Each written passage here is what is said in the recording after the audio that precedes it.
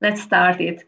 I'm Anita Lanszki from Hungary, from Budapest, and I'm an instructor, a university teacher at two universities in Budapest. One of them is an art university, the Hungarian Dance Academy, renamed Hungarian Dance University, and the other is a press service teacher university named ELTE University. And I am not an artist. I made my degree in educational sciences, but my research topic are art methodology, art research methodology, and digital technology enhanced teaching and learning of art-based participatory research. So I was here last year at the DST conference online from the Loughborough University. And in the lecture at the last conference, I presented a large DST project in the Hungarian public education system, which was carried out from 2015 until 2018. In my lecture, I presented then the conditions of application of DST and what skills DST developed. The focus of this research was the measuring of reading, writing, and listening skills, such as 21st century skills, with a mixed method. However, I started two other projects that focused on the exploration of autobiographical narratives too. In both projects, in both studies, DST was a participatory action research method and a data collection tool. In the first one, I have facilitated DST workshops with psychologists and anthropologists in small marginalized, segregated communities living in extreme poverty in Eastern Hungary. The ethnographic research aimed to explore experiences of Roma women in the Hungarian public health system in the form of digital stories and to reach a higher level of awareness. This project is similar to Patient Voices project. And the second one is this research I would like to present you is an explanatory study which has been carried out at the Hungarian Dance University since 2015. And this is also the title of my recent presentation named Professional Self-Reflection in Digital Stories of the Students at the Hungarian Dance University. Let's have a look at the structure of my presentation. First of all, I would like to talk about the role of DST in the courses at the Hungarian Dance University. Then I would like to present the theoretical background of recent research and DST as a research and data collecting tool. This will be followed by some digital stories of the students and the research results. The instruction of digital storytelling has been part of the course Media Studies at the university for 7 years, and hundreds of digital stories were created.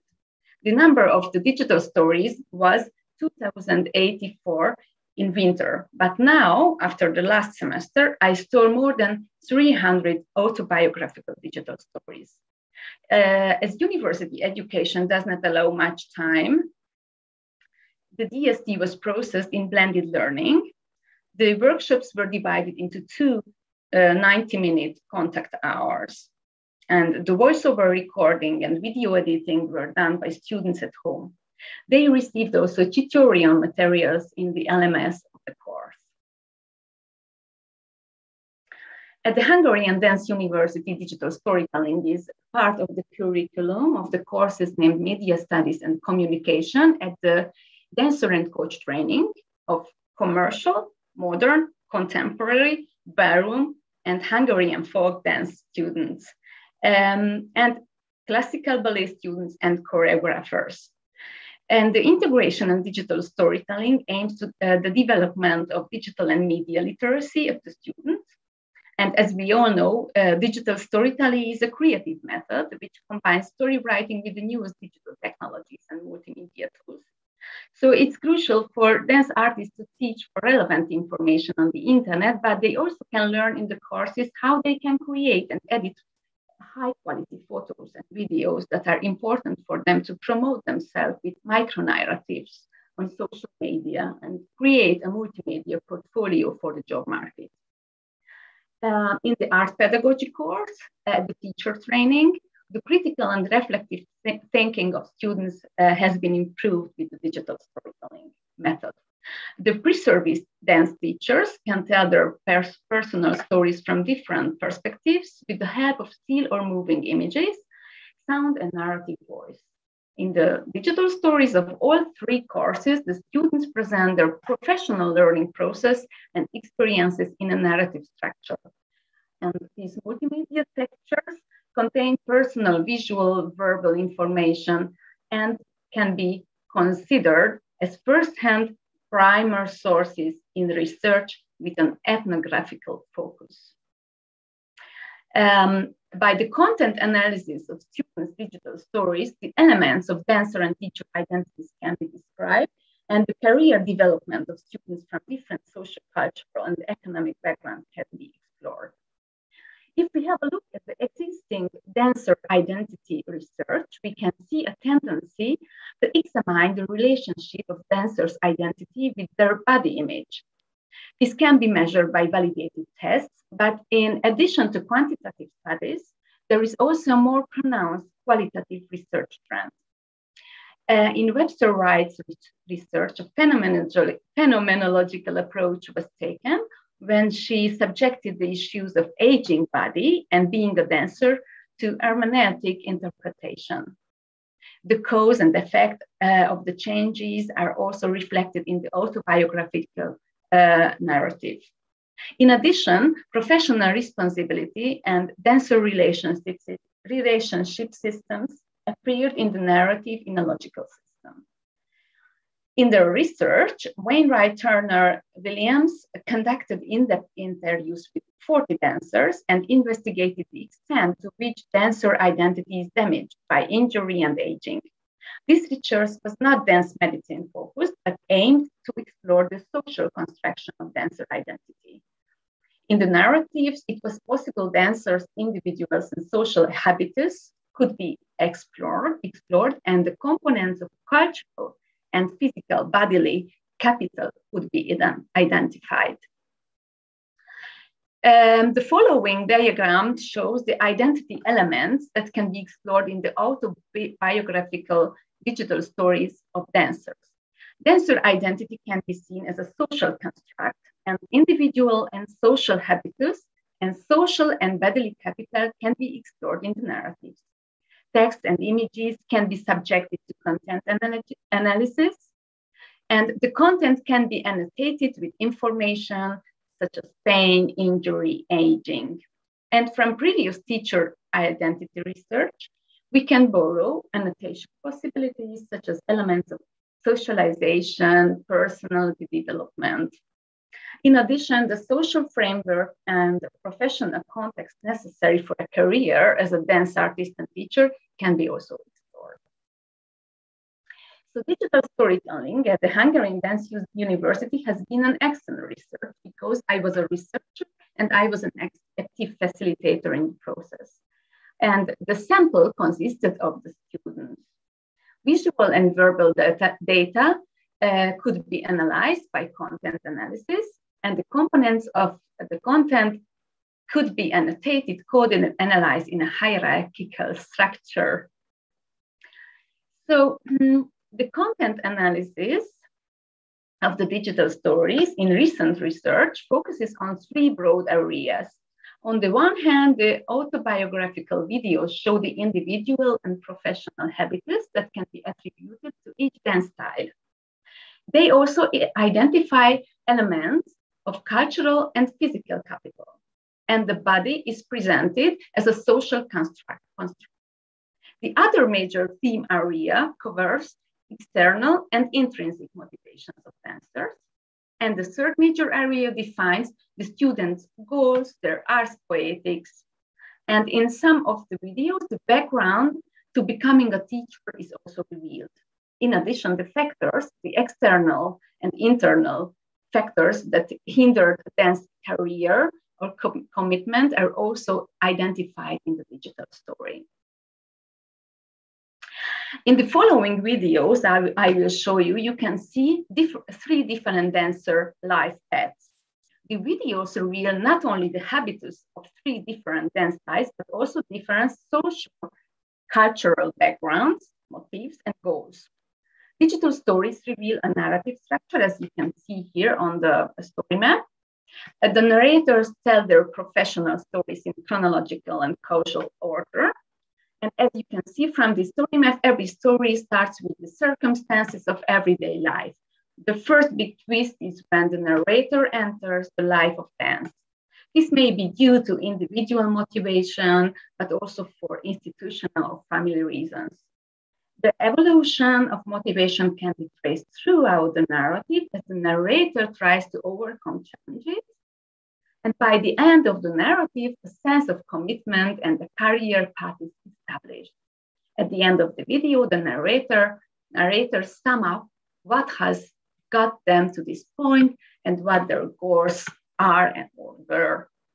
And the first video shows the professional self-reflection of a commercial dancer. Sorry to interrupt you, but you've got 5 minutes left. Oh my God! So we have to see only one video. Which one would you choose? The commercial dancer, the folk dancer, or the contemporary dancer video? Which one would people like to see? Yeah, I ask you because I have 3 videos, but I only have time for one. There seems to be some folk dancer. Does everyone? Yeah. Yes. What? Folk, please. Yes, it's not easy to hear you, but yes, I try. It's the folk dancers. He's a Roma guy from eastern part of Hungary, which is a very poor part of Hungary, and he comes from a marginalized family, actually. Okay, let's see him.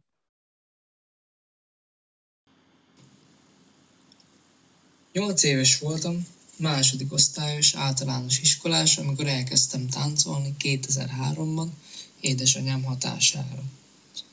Nagyon szerettem táncra járni, jó volt a társaság, jók voltak a próbák, ahogy most is, viszont mikor anyukám megnézett egy nyilvános próbát, hát nem látott bennem sok reményt, mint táncos.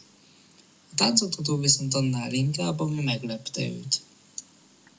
Ekkor, mikor hazaértünk, azt mondta, hogy ő bizony megeszi a kalapját, hogyha belőlem táncos lesz valaha.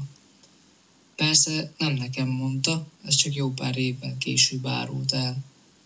Ahogy telt az idő, javuló tendenciát mutattam, és mára tényleg táncos lett belőlem.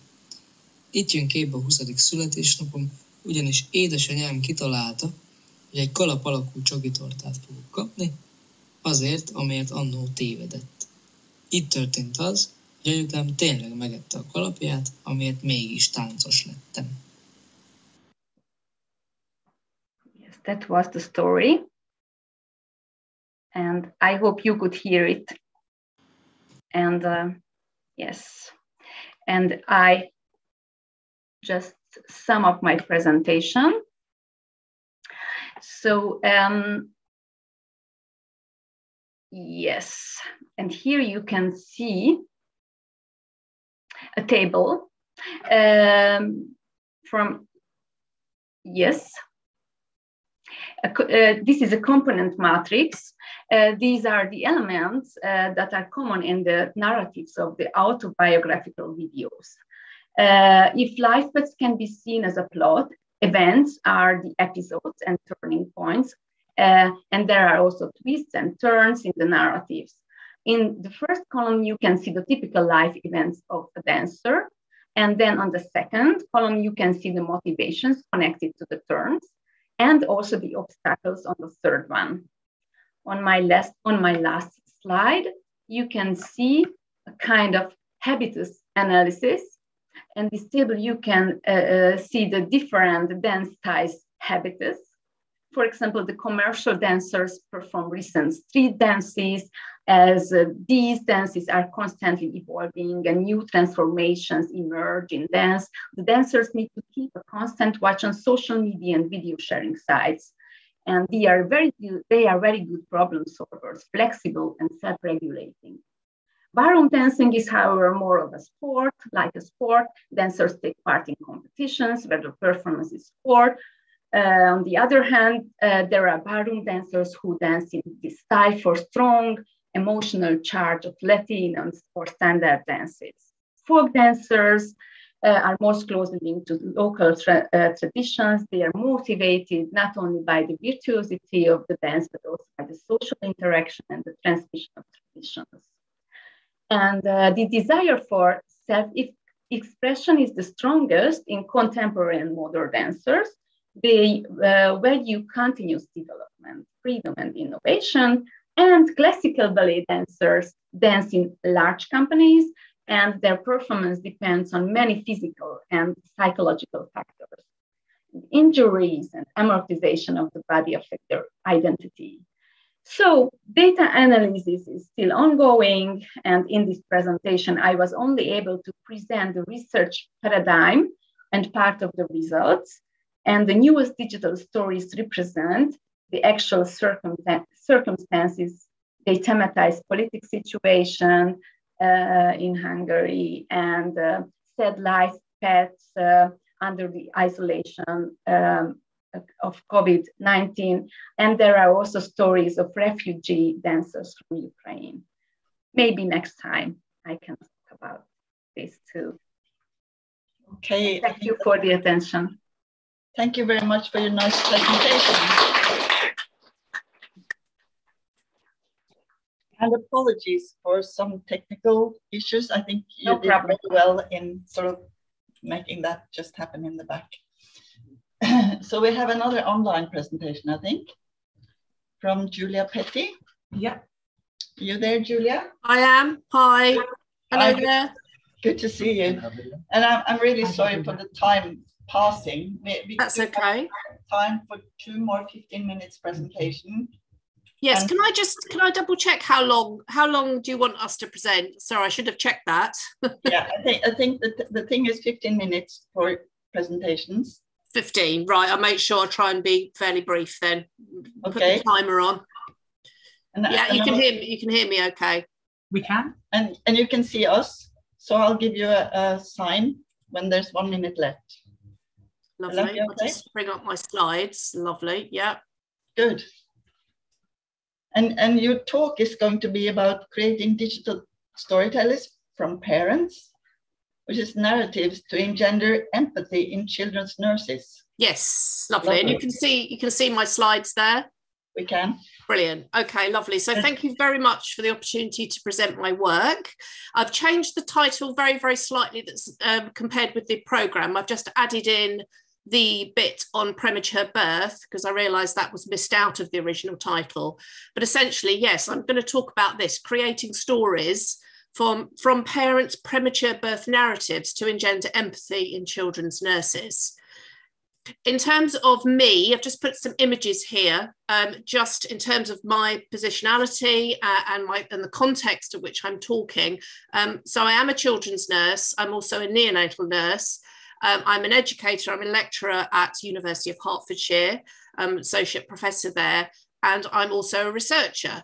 This work that I'm going to talk about briefly now is really my doctorate work that I completed in 2020. And I haven't had the chance actually to disseminate and speak about it at a national conference like this. So this is an ideal opportunity. So thank you very much again for the opportunity to present it. As you can see here, this is just some pictures of me as an educator within the neonatal field. If you're not familiar with neonatal care, we care for very sick babies and often premature babies, which comprise a large proportion of our patients in this area of healthcare. My area of interest has always been neonatal as a clinical interest, and now it's my research interest as well. And I have an interest particularly in the parent experience. And also, of course, capturing those experiences using digital stories. So that's very briefly the context of where I'm sort of coming from. And that's me. So the aim of the study and the presentation, so the presentation now aims to outline my study that explored parents' experiences of neonatal care. so their own narratives, and how these have informed the development of digital stories that I created in a learning and teaching capacity. So the doctorate that I undertook was a doctorate in education. So I wanted to bring in my previous experience of neonatal care, but also my current role as an educator, and use the experiences and the stories of parents to teach others, mainly my children's nurse students. So the title of the doctorate was actually Creating Stories from Parents' Premature Birth Narratives to Engender Empathy. Okay, so just a brief introduction. One of the other aspects of my work is around arts-based learning, and you'll see shortly how I've created the stories using an arts-based approach. There is evidence out there about arts-based learning strategies within the digital story context to teach health professionals about the emotional experience of patients. Little is known, however, and there is a gap in the educational impact of digital storytelling in my specific field, and that's children's nursing. There is very little research and very little literature about the impact of using digital stories to teach children's nurses, particularly in the neonatal field, where infants and parents go through very challenging emotional experiences. So this narrative-based study explored the empathic impact of digital stories. And in terms of linking that in with one of the themes of this conference, it's about how I rewrite or rewrote, in the past tense now, parent narratives in order to create stories for learning, in terms of that rewriting or reconstructing narratives. A little bit of a background again around digital storytelling. Obviously don't need to tell you really about the meaningful aspects of them, but certainly from a healthcare aspect, there is evidence again to support how they meaningfully capture patients' experiences to share them in an engaging way. I've put a definition of what digital storytelling is, and obviously I don't need to tell you that, but in terms of again of how I created digital stories, it's slightly different to other ways of using digital stories in healthcare, in that I didn't use the parent speaking, talking heads type format. As I've said earlier, I've used arts-based approach and voice and narrative packaged together using the composite themes from my research. And clearly neonatal care, as I've said, is a very emotional experience for parents. And looking at the research and the literature in this area, it's very, very clear that parents articulate very, very powerful emotional accounts during their neonatal care trajectory. And that trajectory is really their start of the pregnancy, the premature birth, the admission to neonatal care, and then the subsequent journey through that neonatal care, which can often be very lengthy, very protracted and very challenging, and can often last months, and also ongoing into the home environment when they get discharged from the neonatal unit. So it's a very challenging time for many parents. So my study, again, the title is there. So 3 phases essentially. First phase was to collect my parent narratives, which I did by interviewing. I used narrative approach, I used narrative interviewing. From there, I created stories from the composite themes.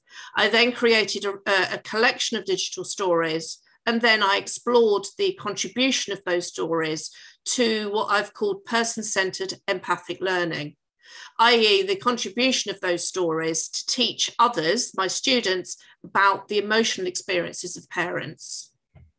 So that was my study in 3 phases. The conceptual framework, actually, just to really show you that visually, came from somebody called Sharon, who is a medic whose work is really about narrative medicine. And I really liked her conceptual framework of what narrative medicine was or is. And I structured my whole design of my study around the 3 phases, which are attention to narrative, representation of narrative, and then affiliation to narrative, They are my three phases in a conceptual framework. So that's story construction from parent narratives, resource creation, and then the exploration of empathy. That's it in brief. Oh, sorry, I forgot I put animations on. Should have pressed as I was speaking. Okay, right. So yes, it was a narrative-based approach. I interviewed 23 parents altogether that had had premature babies. I used constructivism principles to construct my stories from parent narratives, and I have written a paper on what process was used. That was core story creation, and there's a reference at the end of the slides, and I think the slides are available for people if they're interested. There's a number of references.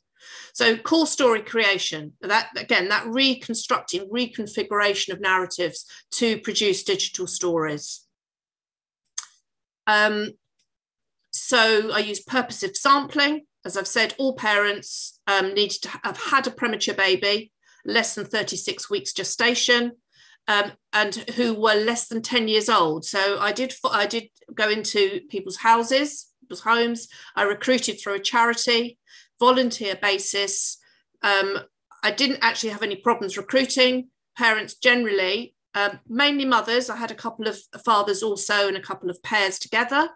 But I didn't have problems recruiting. I did find that parents were very willing and really wanted to tell their stories, particularly when they knew how the stories were going to be used to educate others.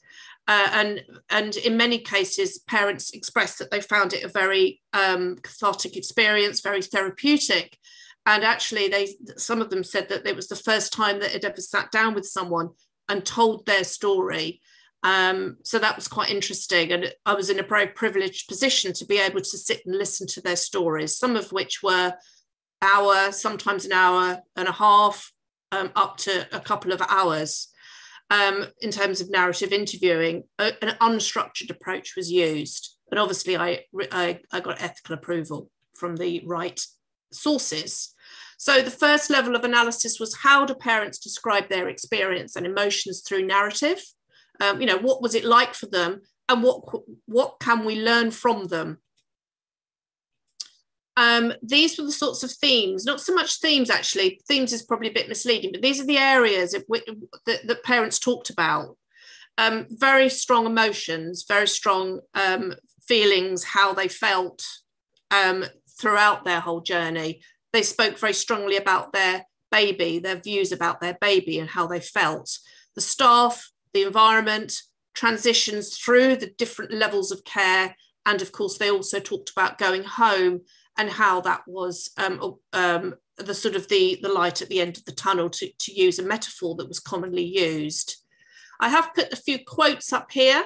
I'm just conscious of time, so I don't want to rush, but I won't sort of necessarily read them out. But you can see there, just from looking at just some key quotes from the narratives, the sort of intense emotional experiences that come through from their stories, feeling guilty, feeling a mixture of good and bad, heartbreaking moments mixed with joy and relief, having memorable events throughout their baby's journey, feeling emotionally numb, feeling in denial, having an emotional impact, feeling that their baby didn't belong to them, seeing them in an incubator with lots of tubes and lines and interventions. So hopefully that sort of few quotes there captures the emotional experience. The other very strong element of the analysis for me was metaphor analysis. Very strongly in the narratives, as I analysed them, it was very, very clear that metaphors were used very frequently. And actually 8 metaphor clusters were very common. I used metaphor clustering analysis as well as thematic analysis. And I used those metaphors, which are listed here, to create my digital stories. So a different world, altered reality, being on the edge of survival, the journey metaphor. I know it's a bit cheesy now, we use journeys a lot, but it's very, very strong in the parent narratives about that trajectory, talking about roller coasters, transitions, barriers and hurdles. Darkness is a very negative metaphor, being in isolation. then releasing into the light when things happen that were very positive. Connections, a positive metaphor, fighting the odds, and being saved. These were my 8 metaphors. From those metaphors, I used those along with the arts-based approaches to form my digital stories. And these were just some of the metaphors, again, extracting some of the key quotes. And you can see there how the metaphors, how they expressed their emotions. So in terms of a metaphorical sort of approach. So talking about their baby being a fighter, a warrior, being released into the miracle of fresh air after they were discharged home, hearts being meshed together when they saw their baby.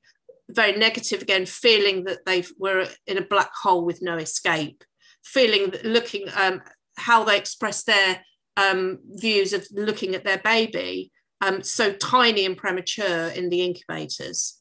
So again, to capture some of the metaphors. And these were the titles of my 8 digital stories. There, Another World, On the Edge, Fighter, Connections, Our Salvation, The Long Haul Ahead, Out of Darkness, and Bittersweet. All of those 8 stories are now hosted on a website that I'm sort of developing, which I'll show you briefly in terms of the screenshot. So I packaged them all up. I used the transcripts, I used storyboarding. I obviously had to condense the narratives down. I got illustrators to draw pictures and capture the babies and the parents in illustrative form. I used voice actors to read the stories out, which I structured the scripts from the narratives. This was the representation. The final products were short digital stories lasting no longer than 4 minutes maximum. These were some of the pictures. I don't have time to show you the videos, although they are on the slides. There are a couple of links, but these were some of the illustrations that were used by different illustrators. I used some of the creative arts alumni from University of Hertfordshire to do my illustrations. So these were a couple of the students that had just graduated from University of Hertfordshire with one was an illustration degree and the other one was an animated degree. Is that 1 minute? Can't actually see. Yeah, 1 minute. Brilliant. Okay, so I'll just wrap up. Again, some black and white illustrations there as well. So that's the sort of arts-based approach. As I've said, these slides here are the videos. I did embed them, but again, because of time, I won't be able to play them, but the link to the website is also on the slides, and they're all open access. They're all also on YouTube. So that was one of my videos there called Another World. I won't play it, so I'll just skip that. This was the other one, another one called On the Edge.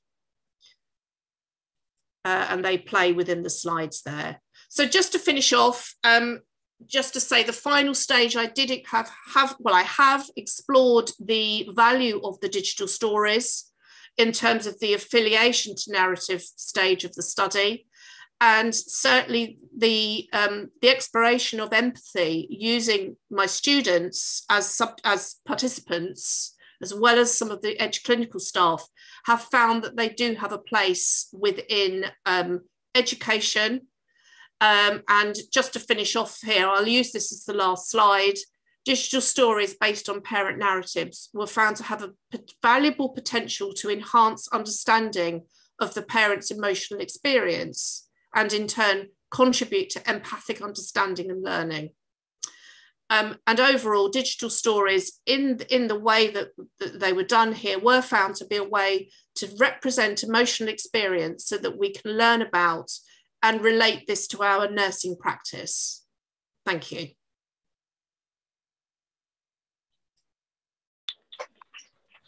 I think it's so frustrating not to be able to ask all the questions because a lot of questions pop up. And I was going to check out, is there a pause after this or is it new? It's I know there's one more. I know there's one more. If you got to share with, is there a pause or brief coffee break? Okay. An hour. So You'll have your 15 minutes. Yeah, I know. Cristina. I'll need to make it work. You need to make it shared, yes.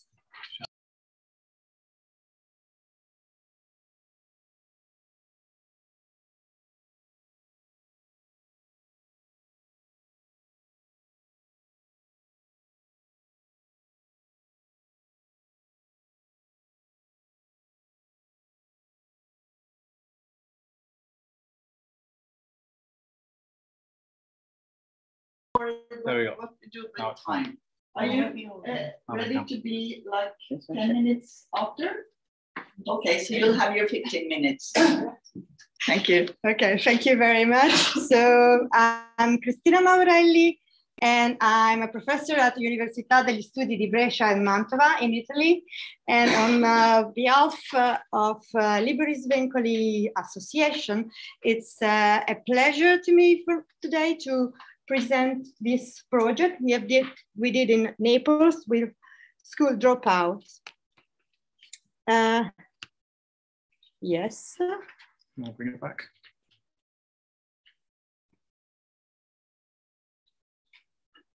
There you go. Yeah. Naples, south of Italy. One of the most fascinating Italian cities, overlooking the sea, few miles away from Ischia and Capri, a city with an important history, but with the Vesuvius, the sea. But Naples is not just that. It's just, masterpieces of architectures, but also Naples have vast neighborhoods burdened by poverty, marginalization, and social decay. In the center of Naples, there is a slum called Rione Sanità, a place in the hands of criminal organization, Camorra, for decades, that now is living a new life thanks to a brave priest that decide to change the situation and do something for the community. He decided, for instance, to give a job, a legal one, to young people, and he created a cooperative. He opened a bread and breakfast for tourists, and he organized guided tours of two astonished catacombs that he reopened, and other monuments that you can see in the area, like churches and other places. And if you, of course, you are planning to go to Naples, please don't miss to visit this neighborhood. Rione Sanità. It's a little bit dangerous again, but In this context, just outside the Rione Sanità, a professional school, the Scuola del Fare, that literally means school of making, give an opportunity to high school dropouts. They are, of course, a lot in Naples. They are left alone and became an easy prey for the mob. In the Scuola del Fare offers logistic and mechanic classes and tries to give a job opportunity to this teenager, giving them a different perspective of life. The teenager behaviors, of course, as you can imagine, are these. They are often late, they are often absent from school, they are distracted, they have provocative attitude, not active participation, bullying, and talking in dialect, because in Italy we have a lot of dialect during, and they are hyperactive, of course.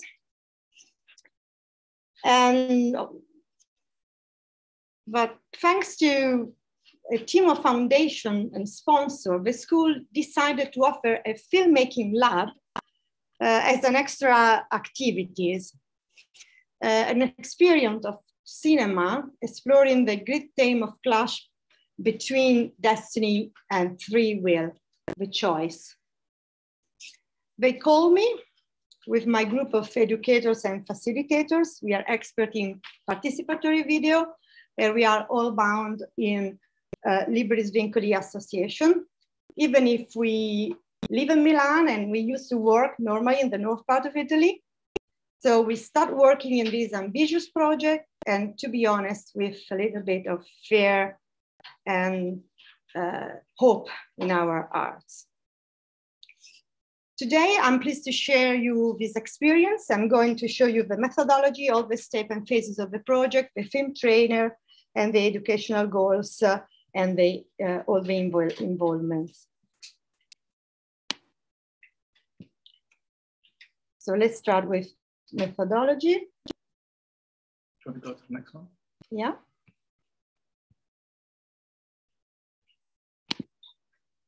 Just keep clicking on that one. Yeah. Can you move this from me, please? Outside. Yeah. Okay. It's gone. Yeah, it's on the screen. What's on the screen? That bar. Oh, you want to move this bar? Yeah. Okay. Yeah. Is that okay? Oh, no, you can put it again here. Out of the way. Oh, there. Okay, thank you. Oh. This one too. You want to get rid of this one? Why don't we minimize it? There we go. Okay. Oh, yeah. Thank you. You have to click this. Can I go? Because we are going up. Okay. Okay. Back them on. Yeah.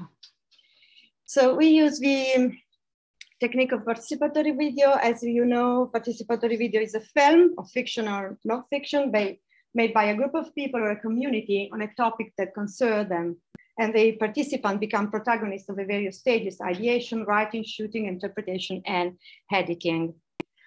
We use our special method that is called PV code. It's a method in 5 steps, and we use in many situations with fragile community, and on which I wrote a book, especially thought for teachers and educators. The method, very, very briefly, we work in 5 stages, in 5 phases. The first one is the course, becoming a video maker. Is a theoretical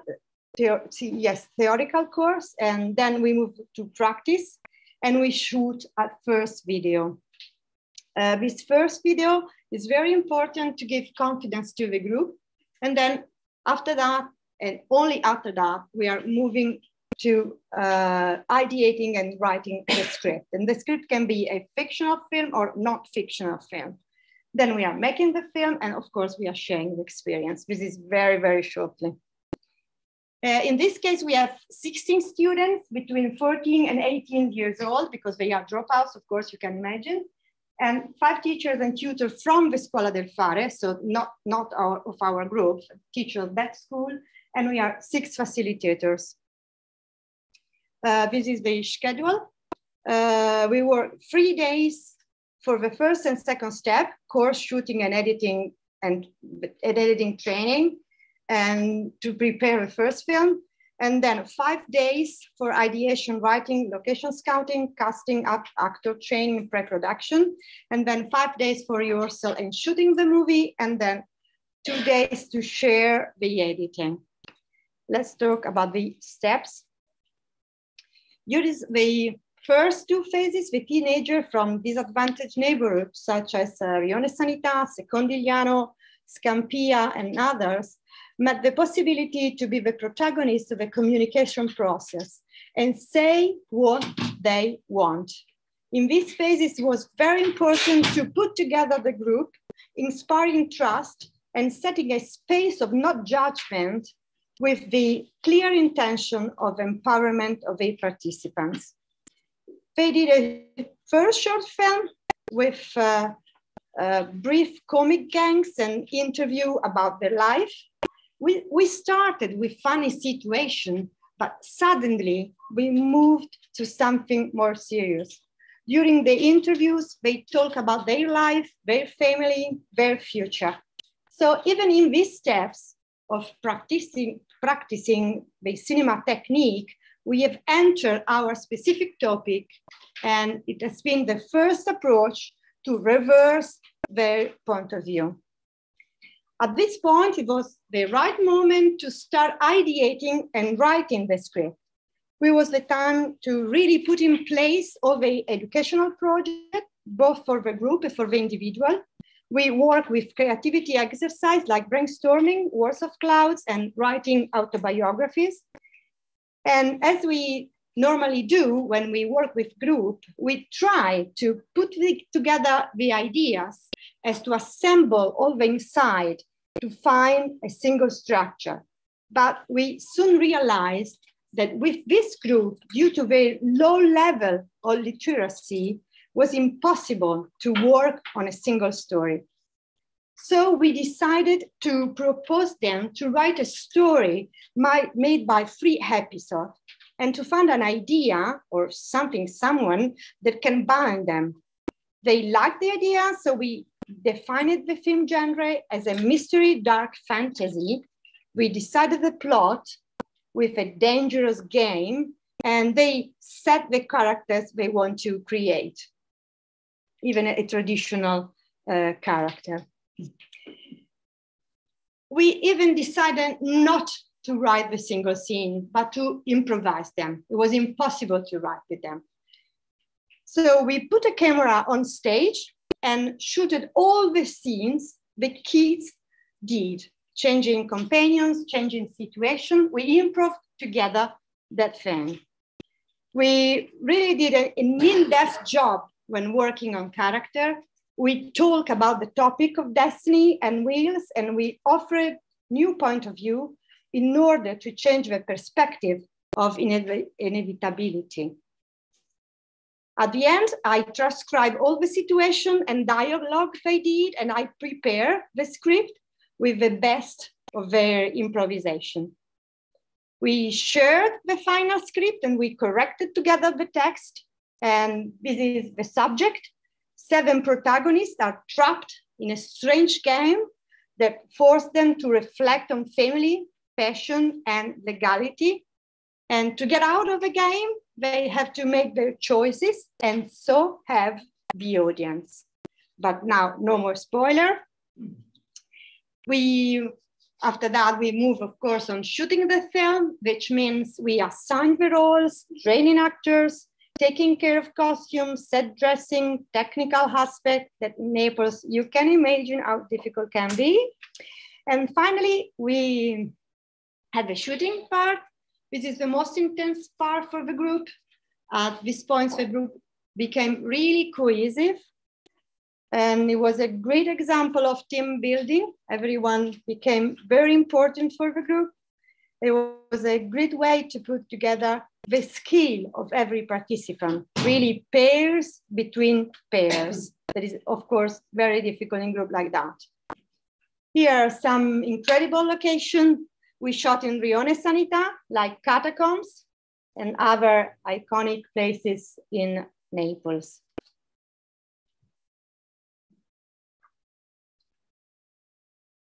Then we edited the film, and then we share the rough cut with a group. We edited, we facilitators edit all the film, because as you probably know, editing is very, is a part that non-professionals can be not really confident to. So we decided to edit the film with a script, of course, and then we share a rough cut, and we just, with the kids, put, changing something and make the final cut. Let's go to the trailer. This is the poster we did all together, and now the trailer. Yes, but no audio.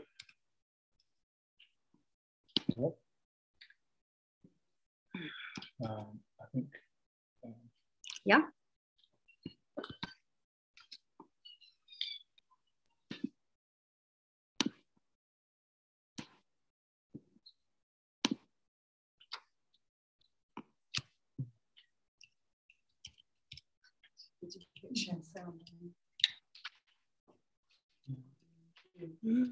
Zoom, let's check. Which is? I'm sorry for that. HDMI. It's just 30 seconds, but mute is not exactly. Okay. Now, how do you play it? 1 minute. Okay. Anche io avevo un sogno. Io no, non ci vedo bene. Io non ho avuto un'infanzia. Sono sangue del tuo sangue. So solo che io voglio uscire da qui. Aspetta, ci vuoi. Potevo stare in silenzio e tu mi capivi. Faremo la fine di questo bambino. 7 personaggi. È un gioco dispettoso che gli impedisce di fuggire.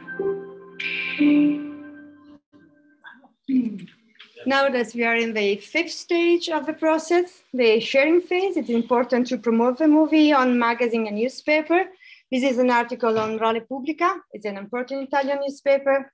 Yes, the teenager was very struck by being on the newspaper, not for illegal activities. And okay, these are the phases in which we make the public screening. And we are very pleased to announce that the film has been selected in one of the major festivals in Italy, Giuffoni Film Festival. Next month on July, we are invited, we all the group, for a special screening. And I think it can be something very important for our adolescents, their family and friends and teacher. I just want to pass through some educational goals we had. Of course, exit the comfort area, respect commitment, and the things that maybe you know. But we had the result because they came all to the meetings. They actively participate, they test themselves, they face the fatigue.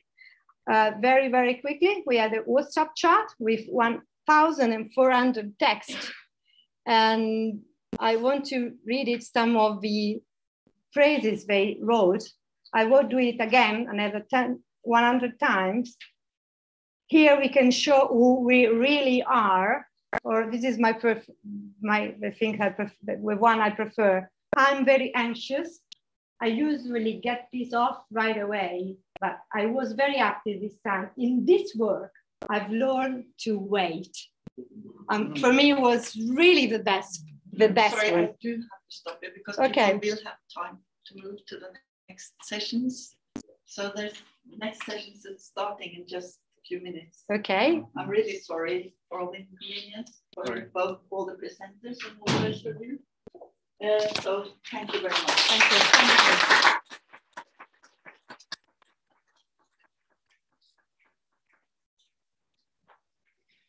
Well, thank you.